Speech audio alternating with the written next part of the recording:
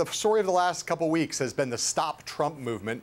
You talk to a lot of people on Wall Street who are big Republican donors. What are you hearing among the people you talk to about what they think about that movement and whether they plan to join it?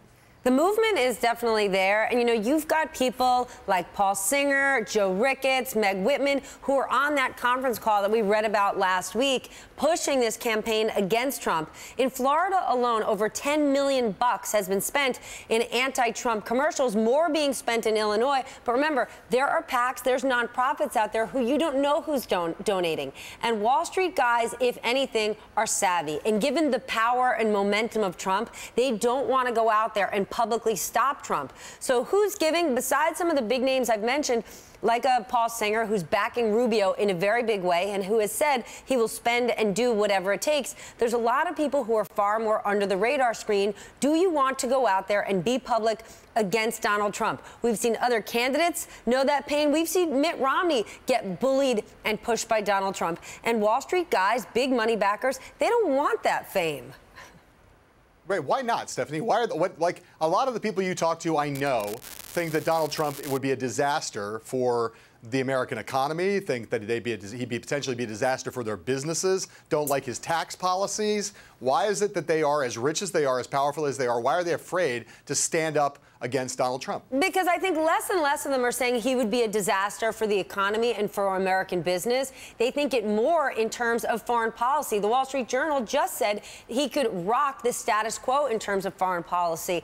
In terms of economics and business, they don't necessarily think that. And they've also been burned on the money front. Think about all the Wall Street money that went behind Jeb Bush and poof, evaporated. Chris Christie, same story. Now, you've seen guys like Stan Druckenmiller and Ken Langone still backing John Kasich in a big way, and they're not giving up on him. You know, if he takes Ohio, they still think there's a lot of potential. But in terms of this Trump train, people have been saying all along, please, it's not going to go anywhere. But as it continues, even if it is slowing with these negative ads that are out there, people don't want to go against him. He's a classic bully. And listen, as tough as anybody is, nobody wants to get a bully beatdown if they don't need to. They have spent so much money thus far, they would rather sit on the sidelines and wait. And remember, this is a very tough year in the markets. It's not like, yes, the rich guys are flush with cash, but nobody's making a ton of dough this year. They're not looking to flush more down a toilet, given the uncertainty of the election ahead.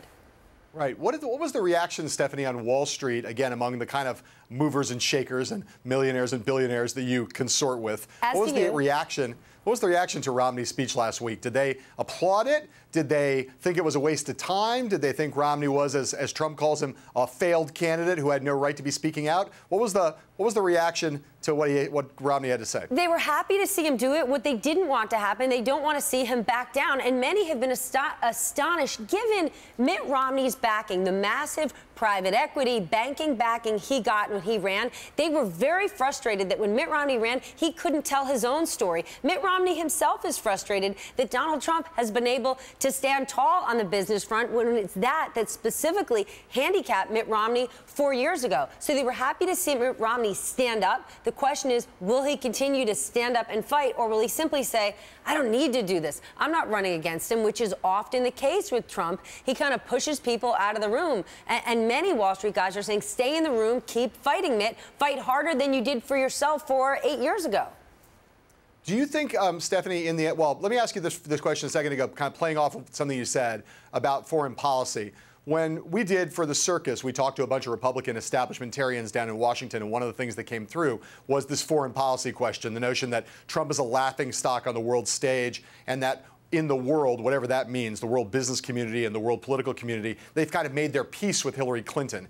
Do you hear that kind of talk among Wall Street donors who are generally Republican, that they're sort of like, well, we don't like Hillary Clinton, but we know what to expect from her. Trump is unpredictable in many ways, and we'd rather take the devil we know than the devil who we have no idea what he's going to do. 100%. More than just Wall Street. 2 months ago, when I was in Davos for the World Economic Forum, every foreign leader you spoke to, more than the markets sliding, they were concerned about Trump, the unknown, and especially as it relates to foreign policy. Look at what we've going on with regard to Russia, oil prices, the immigrant crisis, the slowdown in China. There is a global slowdown across the world.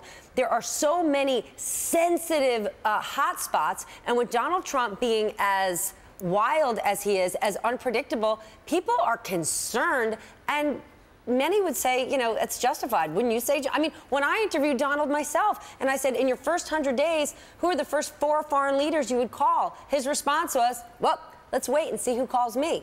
That makes people unsettled. They know what they're going to get with Hillary Clinton, whether they like it or not.